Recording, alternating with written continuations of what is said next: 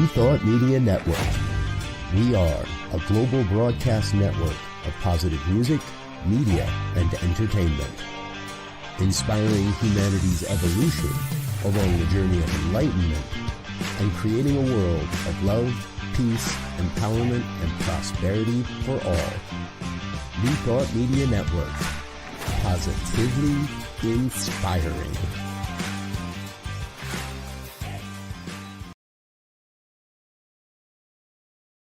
Welcome to Girls Behaving Metaphysically. Your hosts are two girls who believe that life is awesome, that laughter heals, and that it's possible to find deep spiritual insights in everyday experience. Here come the girls. It's more than practical. Here come the girls. Way more than merely factual. If you want to know the secrets of a life that's free, listen to Girls Behaving Metaphysically.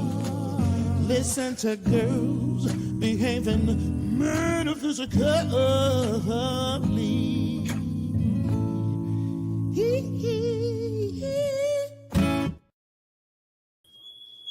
Hello, welcome. You need to talk, Natasha.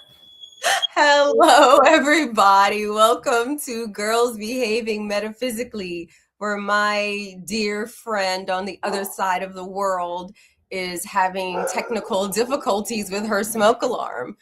But we're here anyways. I'm here from Brisbane, Dr. Natasha Wilson, and our beautiful Robyn Rice Olmsted is trying to figure out how to get her smoke alarm. She's so hot. The alarms are going off. Yes, sister, cool it down. Okay. Anyways, you guys know I'm here in Brisbane, Australia. Robyn, I actually don't know where you are today, so maybe you can let us know when you can. But like us. What's the other thing you need to do on Facebook? Well, Facebook, you can like, you can share. YouTube, like, share. I know all that stuff is really good for the algorithm. And because we're girls behaving metaphysically, we see spirit in everything. So honestly, I really think that Robyn's smoke alarm issue is because she's so hot. So when all is ready, we're going to start with our regular thing, which is we're going to pull a card and then we're going to sort of see what comes up for us. And then later, we're going to be talking about patience versus passiveness. And when you're having technical issues like a smoke alarm, patience is probably a really good practice. Yeah. And I'm thinking that maybe we should go to a break. We can do that too. Well, and hopefully my husband will be home and get off on the ladder. They're going off all over the house, so it's not a one ladder job. Oh, I'm gonna have to mute this. It's making my dog go crazy. And both of mine. So why don't we do that? Why don't we take a few minutes extra to hear about what's going on here at New Thought Media, and we'll meet you right back here. Okay. Please help us say thank you to all.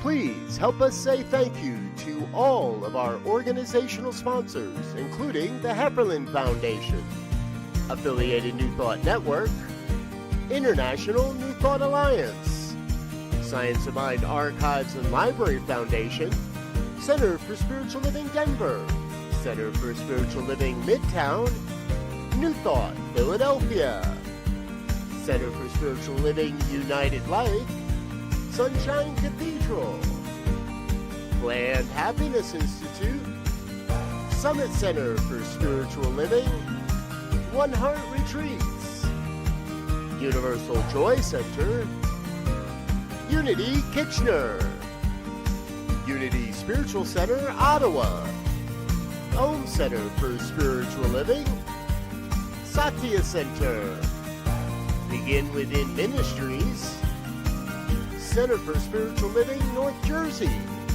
Unity of Savannah, and the Center for Spiritual Living Seattle, as well as all of our individual donors. On behalf of New Thought Media Network, thank you, and please like, share, and subscribe. New Thought Media Network. Come be you. Come expand your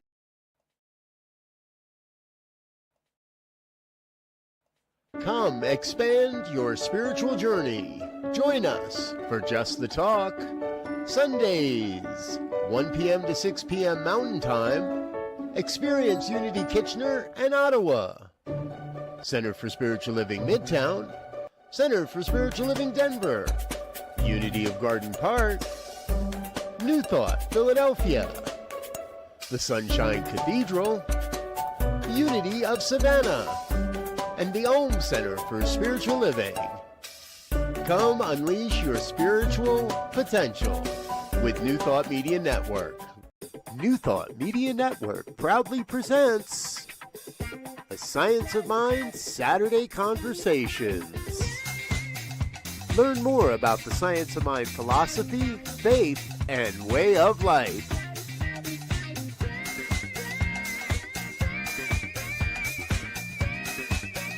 Join our team of experts for a weekly deep dive discussion.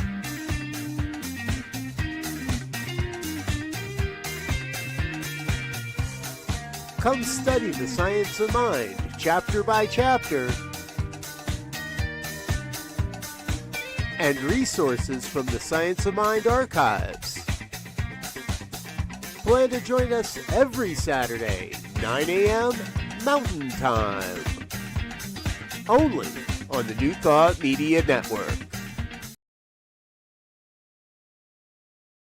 Welcome to Girls Behaving Metaphysically. Your hosts are two girls who believe that life is awesome, that laughter heals, and that it's possible to find deep spiritual insights in everyday experience.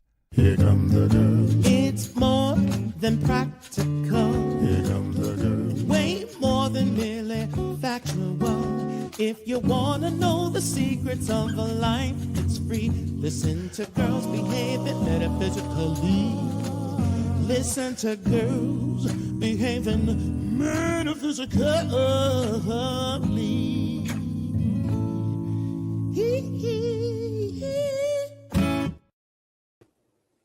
And we're back. Yes. Is it a coincidence that our topic today is patience? Never a coincidence. We know this. Interesting. Never, ever. Never a coincidence. Well, I have turned on every fan that I possibly own and opened the doors, and it's 40-something degrees outside. And it finally stopped, like, right at the end of our song. So, oh, goodness. There you go. Here we are. Thank you for your patience. And today's topic is patience. So yeah. And how was your week? Yeah, my week was, it was full, like the life of a single parent, psychotherapist in private practice, given all that's happening in the world, and given that I still see, because I still maintain my license in the US, I don't think I had one client this week that did not talk about the way that they are their city right now, or, is being impacted by like ICE and Border Patrol. That was a lot to carry this week. And so I'm planning, today's my last day of seeing clients for the week. And I'm planning after that to really do some rituals to release a lot of this energy, to release it into transmute it into something useful for our world and our planet. But yeah, it's been a really full week. Plus my daughter started school this week, both my girls. And that's going great. Like my daughter, Macy, as you know, she, was not going to school full time last year because, we just had our family was in a lot of transition and flux. And I think it was coming out in her behavior at school. But she stayed in class all day, every day this week, with the exception of yesterday. And I think that was like on me because I changed the routine up a little bit, the morning routine, because the weather was so nice that I was like, we're going to walk to school. And so I think Macy got tired and was like, screw math, I'm taking a nap, so I said, we're going to just stick to mornings. Mommy will drive you to school in the mornings, even when the weather's nice. So when you say the weather's nice, what does that mean? What temperature is it now? Because we were hearing horror stories about 120.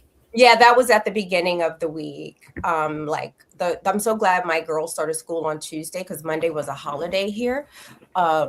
And so they started school on Tuesday, but Monday it was like 104 degrees and like just in my area, but like other parts of Australia. I mean, it was so hot that when you turn on the cold water, it was like scalding hot for like 2 or 3 minutes before it would turn cold. But it was really like one day that was intense like that. So I was glad we battened down. I put all the window treatment up, pulled my houseplants away from the window. Yeah, and I didn't go out. And so I was just so happy to be able to go out because the weather was nice. And so when I say the weather is nice, I'm saying like this morning, yesterday morning, not too humid, high 70s, low 80s. It will get hotter, like, in the middle of the day. But yeah, the mornings have been really nice like after that heat wave passed. So, but of course the news is always going to like highlight like the worst of the worst, right? I just think that's what it does because for some reason, because like it sells. Yeah, because for us to be informed means like terrified is what I've learned. So yeah, interesting. Yeah. Well, good. I'm glad that it's livable, it's bearable, and y'all are surviving down there. Yeah, it's nice. The weather here today is gorgeous. Like, even though I didn't walk my daughters to school, I have a nice 1-hour break in between client sessions today, and I'm going to go out for a walk. So, yeah. That's great. Yeah. What about you? Well, I am here in New Mexico, and it is 46-ish. And but that's fine. It's not like it is where our producer is. I know, he told me.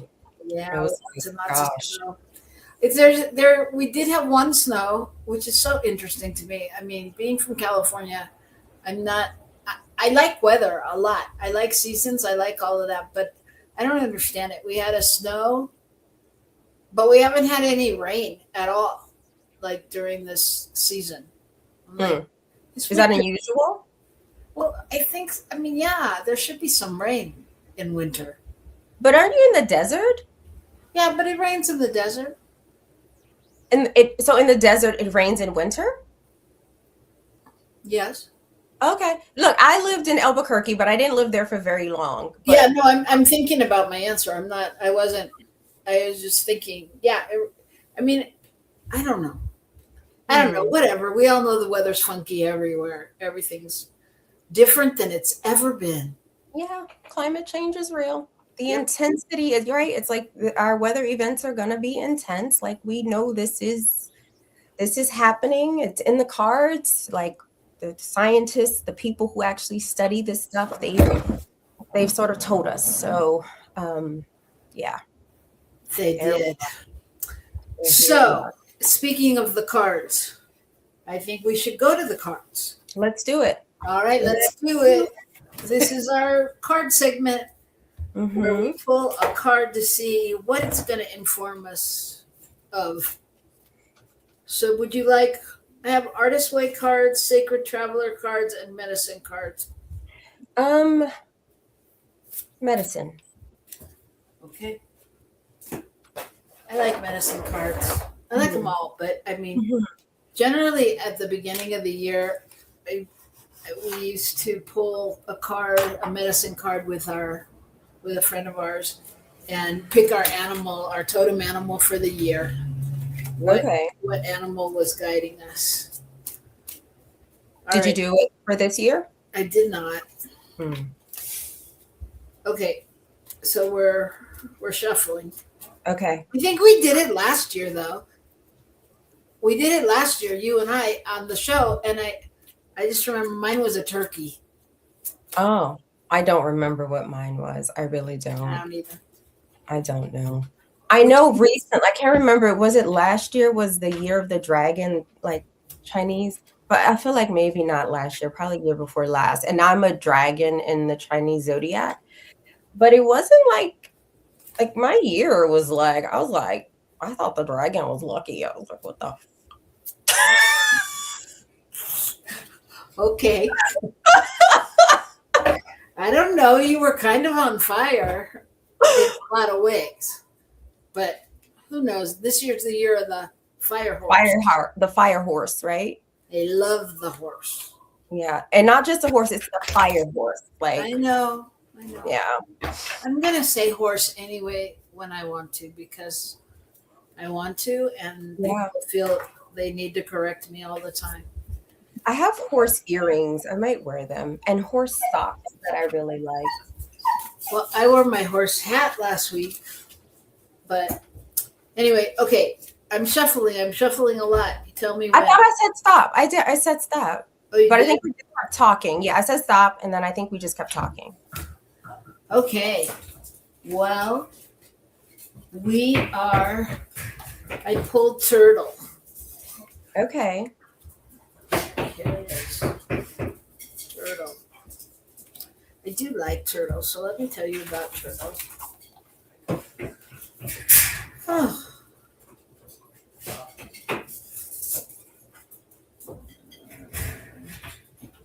Sorry, not as quick as I sometimes am. Turtle. Take your time. So, turtle always reminds me of Hawaii, but turtle is about Mother Earth. Yeah, I remember there was a time in my life, maybe in my early 30s, I was having dreams about turtles like all the time. Yeah. And it's that they still stick with me because they were so vivid. Like, yeah, anyways, I'm listening. Okay. In Native American teachings, turtle is the oldest symbol for planet Earth. It's the personification of goddess energy and the eternal mother from which our lives evolve. We are born of the womb of Earth, and to her soil our bodies will return. In honoring the Earth, we are asked by Turtle to be mindful of the cycle of give and take, to give back to Mother as she has given to us. Turtle has a shell which is similar to the protection that Earth has employed for centuries as her body has been defiled. Mother Earth's protection has come in the form of Earth changes, new planet, growth, the creation of new land masses by volcanoes, and climate alterations. Those cards listening in to our conversation. Like Turtle, you also have shields that protect you from hurt, envy, jealousy, and the unconsciousness of others. Turtle teaches you, though its habit permits. Through its habit. What? What does it teach you? Turtle teaches you through its habit patterns. How to use protection. If you are bothered by the actions or words of others, it is time to go inside yourself and honor your feelings. If you are attacked, it's time to give a warning snap. If you've chosen Turtle, you're being asked to honor the creative source within you, to be grounded to the earth, and to observe your situation with motherly compassion. Use the water and earth energies, which represents Turtle, two homes, to flow harmoniously with your situation and to place your feet firmly on the ground in a power stance. I like that. More. Yeah. So it is. How does that resonate for you? Oh, it's resonating so deeply for me for so many reasons right now. Next week, I am going to go I'm going to start again. I have not danced, and I'm a dancer, right? Like I was training to teach dance, and mostly kizomba, and my forever love over all dance styles is tango. And so I'm going to take like an advanced tango class starting next week, and it's been about 2 years. And so I feel really excited about going back to engaging this dance that I absolutely love. But I've been so anxious about the social aspect of the dance. And I don't know, something about hearing this message and hearing about turtle medicine and remembering when I was dreaming turtles all the time. And then also, when I said earlier that I plan after work today to do a ritual to transmute all this energy and like send it into the earth, right? And I think the beautiful thing about transmuting energy before sending it into the earth is that what I'm sending into planet Earth is energy that has been transformed into something based in love and compassion and slowness. And that's the other thing. The topic is patience. I mean, when you think about the way a turtle moves and its habits, it's not a fast creature, it's very patient with the cycles of life. And so anyways, all of this sounds like right, like honoring the creative in me going back to dance, but knowing that the social aspect of the dance is really hard for me. But being compassionate about that inside myself, I feel, I feel this is a beautiful, beautiful message. Yeah, that's nice. Mm. I want to welcome Wayne. Thanks for joining us, Wayne. I think for me, it's just what really just resonates from the whole thing is connection. Mm. Really just that staying connected to the real. And I think a lot of times for me, I give up that connection because I can so easily swoop in and out of other connections, other places but it's not really where I'm connected and grounded and centered, So I mean, to me, that's just what comes up. Just being able to listen to that and be aware of that. That's beautiful. I'm making a cocktail, by the way. Excellent. Yes, that's what I'm over here doing as I listen to you. Excellent. Excellent. I'm laughing because last week, Gil started teaching a class and I was TAing with another friend in California. It's a virtual class. And I texted her during the thing and I was like, oh, this class is making me want to drink. She's like, you're not? She's like, oh, you're not? It was so funny, because it was like, it reminded me of you and us and the whole thing. So, yeah. So, patience. Patience is our topic of the day. Mm-hmm. And I think patience is such an interesting thing because I do think I haven't really thought about it a lot, but it sometimes we think we're being patient, but I guess my question would be, are we really, or have we just learned to settle into waiting? Wait, are we really being patient or have we settled into waiting?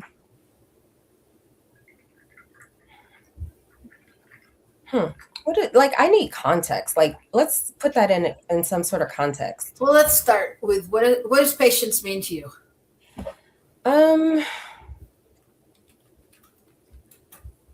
So I guess I'm thinking of the contrast of patience, which feels to me like rushing, whereas patience is a sort of allowing. beautiful butterfly in my garden. It's this allowing things to unfold without pushing to try to like make something happen. Yeah, I don't know. That's what's coming to me. And let me clarify about my cocktail right now, okay? Like it's based in water, fermented chlorella, and omega-3, just so y'all know, because it's morning. I don't want people like asking questions about me drinking in the morning. So that's the cocktail and the tea yummy. But that's kind of what I think about patience. What about you? I think it's one of those words that appears very simple, that it's deceptively simple in some ways, and that it really that it points to a whole like inner posture and way of being rather than like a single behavior. I mean, I think like the word almost changes like from, because the first thing that comes up when I hear patient is it kind of it takes me back to being a kid, right? Because you had to be patient for everything, because it took forever for Christmas to get there. It took forever for your birthday. If you wanted to do something, even if it was like later that night, it seemed like it took forever to get, so like that's kind of where like my cellular first thought of patience comes from. But I mean, I really think it's, it has to do more with the capacity to stay present. Like as you're saying that, I don't know why I'm having all these like memories pop up today, like the turtle dreams, all of it. But like, I remember, and this wasn't like a conscious experiment, but I don't know if people remember Cabbage Patch dolls, but when I was a kid, they were like a really big thing. Everybody wanted one. And like I had a couple. And I remember one time I was out shopping with my mom and we came across the Cabbage Patch doll aisle and I wouldn't move. And because I wanted one so bad. And she was like, you're going to get one. And it was specific. It's like, you're going to get one on your birthday. I don't remember what month it was, but I was like, my birthday's Halloween at the end of October. Like, I must have it now. I remember. And then I just threw this tantrum and I kind of just like laid out on the ground and my mom left me.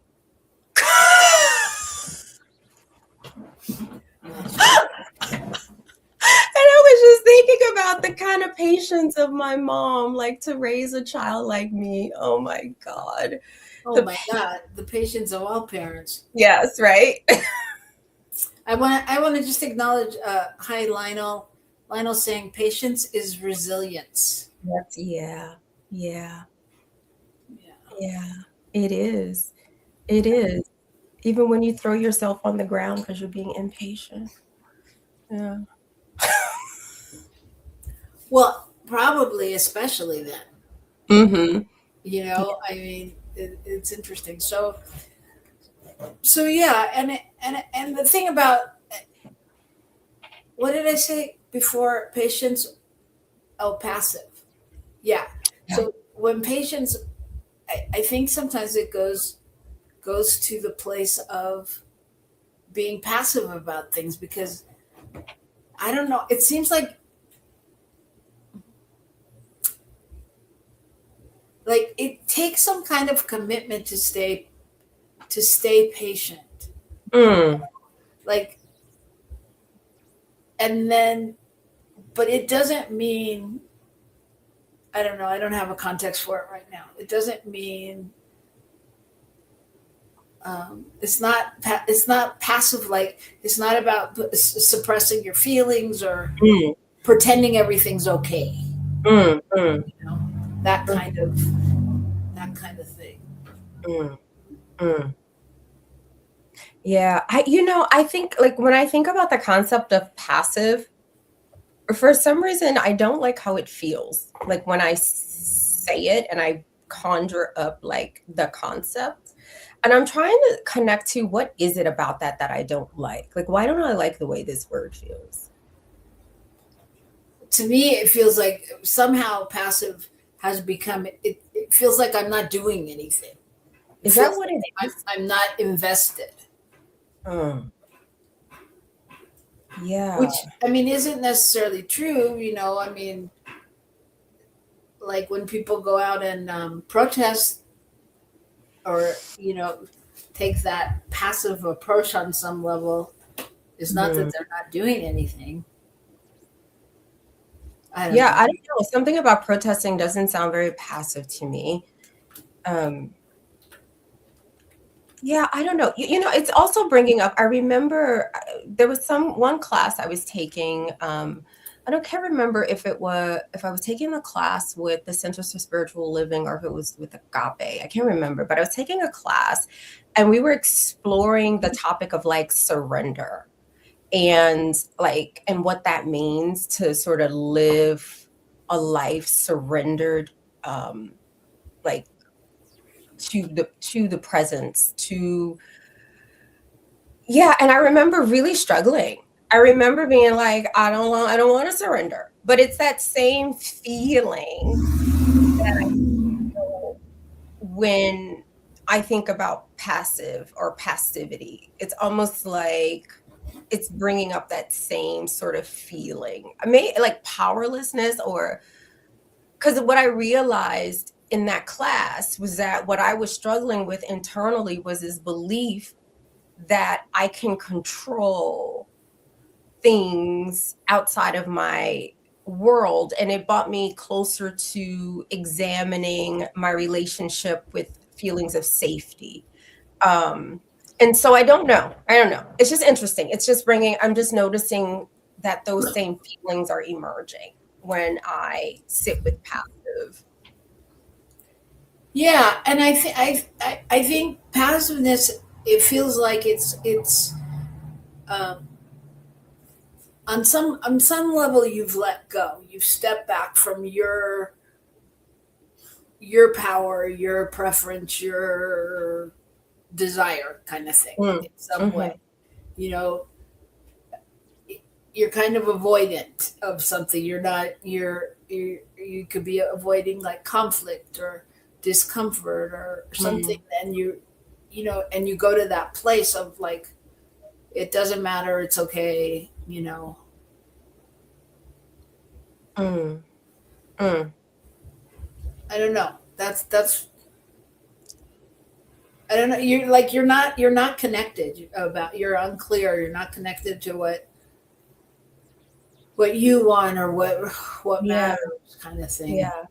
And I think also sometimes I think about like, okay, so I'm noticing now what's moving in my awareness. So like when I hear passive, I think of the things that are often attached to it. So things like passive aggressive, right?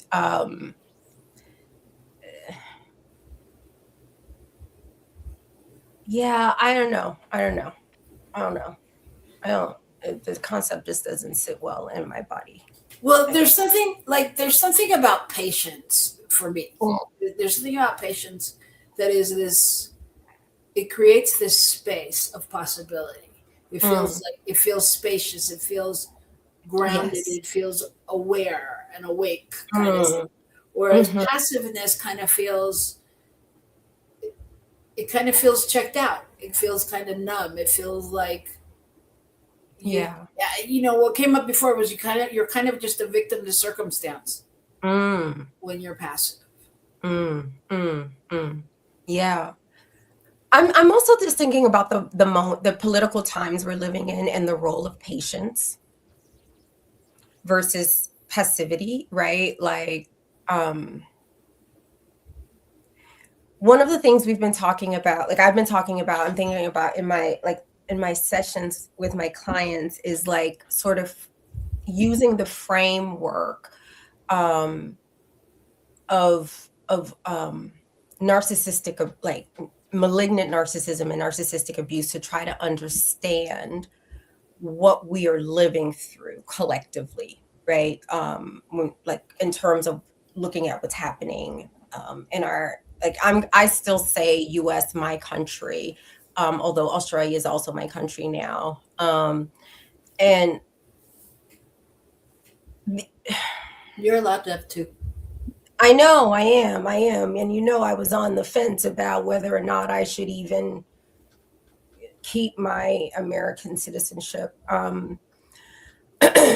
But that's a different conversation. But I was just thinking about, so understanding what we're seeing, because I really think what we're seeing is like evidence, like spiritual and political evidence that systems are shifting and they're changing. And because now we all have to see, like we can't engage, we can't, like the blinders, like they're like knocked off. Any social identity that like sort of allowed us to not see like the fuller reality of the political and social systems in which we live, whether it's looking at capitalism, looking at sexism, racism, any of that, like those blinders are just being blown off of like everybody.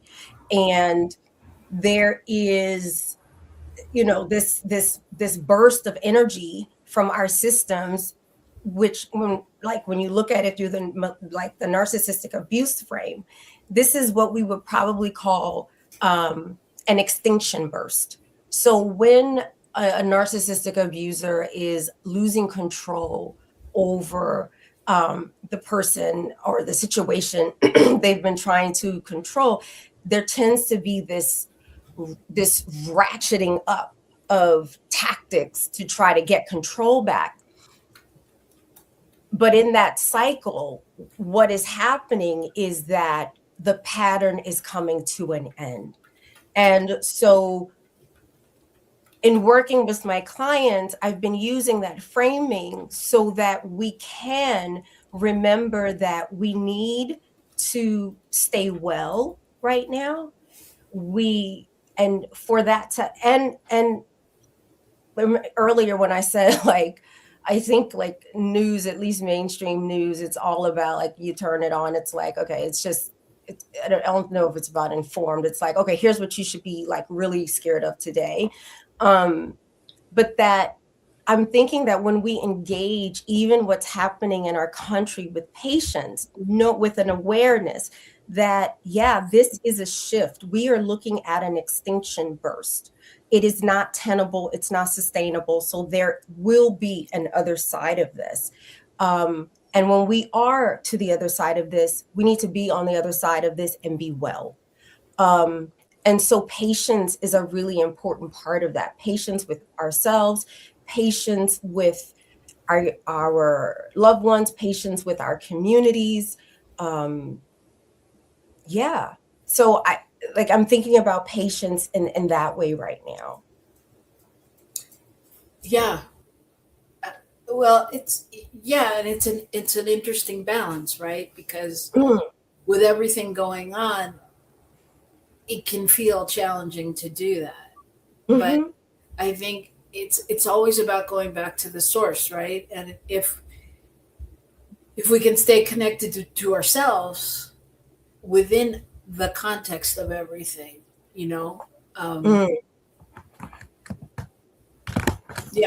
And it's an interesting balance because there's so much going on. It's not like we're being asked to just look at one thing or one political idea, or there's so many things that bring up different emotions about, fear and injustice and inequality and all kinds of things. That I think that it throws us a little for a loop because we don't have, it's not like, we could do this or we could do that or we could do this, because nothing, not that it ever does, but nothing feels like it could really fix it all. Does that make sense? Yeah. But and that's because that's the truth. No one thing can fix a multi-layered, multi-pronged issue. And it's always the truth. no matter Yeah. what the thing looks like. But this time it seems like it feels and looks bigger to people just based on everything going on. Yeah. I mean, I think and I think that the fact is it is bigger. I think this is, again, using that framework from understanding narcissistic abuse. This is like an extinction burst that we're seeing. And the whole thing about an extinction burst is that it's meant to make the person on the receiving end feel scattered, feel scared, feel unsteady or unsure. That is what an extinction burst is meant to do. Right. And we know that the person who is, I don't think you have to have a degree in psychology or clinical social work or counseling or be a psychiatrist to know that the person who is in the highest position of authority in the United States right now is a narcissist, a malignant one at that. And so I really think using this model of understanding narcissistic abuse, I think will help us grow in patience in terms of understanding what we're dealing with. And there will be another side of it. We will get to the other side of this. And that's where I think the patience and the wellness, like, they go hand in hand. Yes. I agree with everything you've said. And I think so this is what I'm saying, and this is what I'm posing as a question or challenging for listeners or whatever, because I think especially in this time where all of that is going on, we don't want to interpret patience as something. It's not just a wait and hope things get better kind of thing. That's not patience. Oh yeah, not at all. It's not. Nobody's saying to ignore the suffering or ignore anything that's going on, and we can't, or to not be okay, right? Yeah, and so it comes back to us. So it becomes almost a spiritual discipline, a spiritual practice, an intentional way of staying present with ourselves without losing our center, staying present to what we know the spirit to be, or God, or the universe, whatever you call it. And how do we keep on track? Because there are times, obviously, where we can go, oh, forget it. Nothing I can do could make a difference right now. Yeah. Because things are horrific. And is that the truth? No, it's not the truth. And our job, first and foremost, really is to do exactly that. And exactly what you've said is really just to, anchor our presence. Yeah. And for me, and what I've, been working on and working with, like, my clients, like, I'm also doing the same thing, like anchoring my wellness, because without that, there's no patience. Without anchoring my wellness, I am chasing everything. This is how, where do I, no. I anchor my wellness. I put my oxygen mask on first. This is absolutely a requirement. I need to know what grounds me and keeps me grounded. And when I do engage in community, or I engage in whatever my part is in not being passive around what we're seeing happening politically, I am doing it from a well and grounded space. So I can't be sort of like, I know I'm so grounded, and going back to Turtle, so rooted in earth, that I'm not being, like, blown wherever the wind goes, right? I can get still and listen. I can get still and listen with the ear beyond the ear, right? And when I stay still and I'm grounded, I can remember to see with the eyes beyond the physical eye. And I remember that God is good. And that something wonderful is happening. Even with all the suffering, I don't have to deny the suffering to know that there is another thing happening as well. I love I'm thinking about, when Jesus said, I'm in the world, not of it. I feel like that's this time, right? One foot stays in the realm of the not of it, right? I am grounded in the presence, and my other foot is in this world. I am here. I am here to live. I am here to be a beneficial presence on the planet, and I'm here to do as much as I'm here to be. So, yeah, I don't know. That just all came out. So I'm going to have a sip of this fermented chlorella fish oil cocktail. Yeah. Yeah. Thanks, Wayne. Everyone does belong. Thanks for sharing that. That's for sure. I think, so much, like when I think about, so how do we remain patient, or how do we keep that happening? And I think that, you've spoken to it, but I'm going to break it down even just a little bit more, because I think it like literally goes down to our breath, which you said, but it's really knowing that that's our first tool and our first go-to. And when we can narrow our focus to just be in that moment and take a breath, then that is patience. That is patience.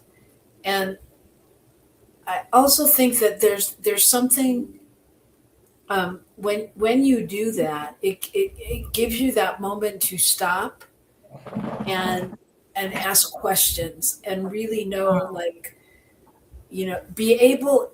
I think this is part of the thing, is to be able to name what's going on for you on some level, and really see it. Like, when you're standing in line at the grocery store and you're getting frustrated because someone's trying to find the right change, and why are they paying with cash anymore? And, and you get all crazy, like, what is that? Where is it coming from?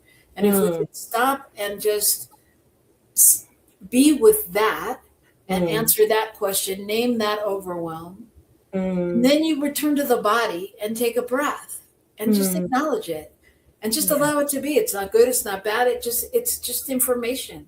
It's information for your body, for your nervous system.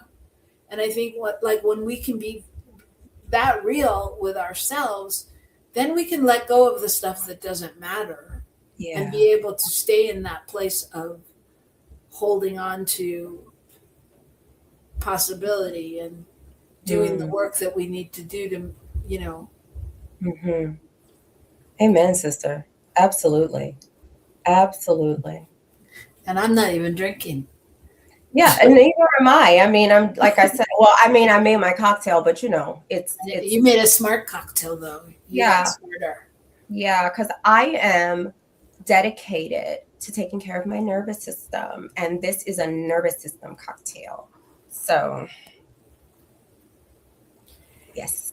So we're coming to a close, and yeah, it's an interesting topic. It's an interesting topic, because I think we're all being asked to have patience on some level and be active. So we're being asked, from both perspectives. Yeah. I think if I were to leave this space today with any question that I would invite our audience to sit with is, what does it look like for you to remember that you were born to be a beneficial presence on the planet? What does it look like? what are the practices, or what Bell Hooks calls, what are the habits of being that ground that remembering and that knowing. Yeah, that's where my heart wants to leave it today. Yeah, and I think I would just say, every day we have the opportunity to choose. And I think, the question sometimes is, what is mine to influence today? Mm. And then to remember, it's not forever, it's just for now. Yeah. It's not forever, it's just for now. And if we can continue to stay in that place, I think that it somehow informs us and allows us to be patient, to take that breath and really remember that patience, especially in this day and time, it's not about tolerating the world. It's about not abandoning ourselves. Yeah. And our beliefs and everything that we know is right, and being the love in the face of what doesn't look like love. Look, I feel like this is that, Sorry. That's a being in the world, but not of it, like walking that, like really walking that, really living it. We're in the world, and we need to remember, right? Like we are source. We are how source is experiencing itself as us, and how do we show up with that grounding of being in the world and remembering, right, our core, our true home. And how do we live that? Yeah.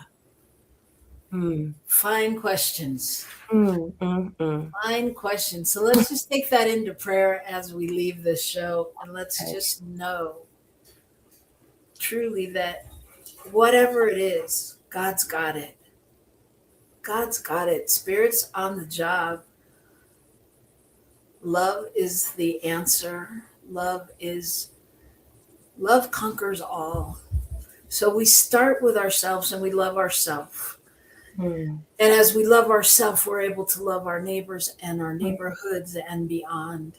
And so we just bless everything going on in the world, sending out lots of love to Minnesota, to Alex and Renee's family and friends, and to the numerous others who have had countless connections with discomfort and ease and ice in the world. We just know that truly something bigger is happening, and that we were made for these times. So we stand united in love, in patience, in possibility. And as we do, we persevere. So I'm just blessing it all, knowing that it is done. And so it is.